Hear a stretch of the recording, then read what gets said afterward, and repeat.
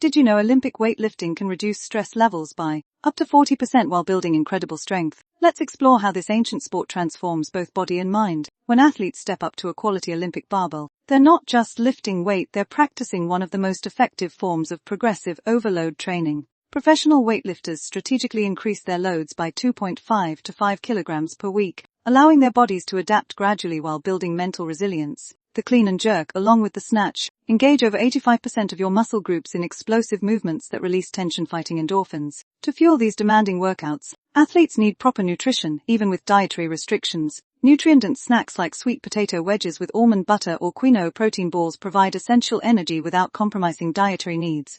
When selecting equipment, invest in a barbell rated for at least 190,000 psi tensile strength. This ensures safety during dynamic lifts and prevents dangerous equipment failure. The knurling pattern should provide secure grip without being overly aggressive, while bearing bushings need to allow smooth rotation for proper technique. Remember, Olympic lifting isn't just about getting stronger, it's about building a resilient mind through progressive challenges. Ready to transform your fitness journey with Olympic lifting? Drop a comment with your current PR, and let's lift each other up.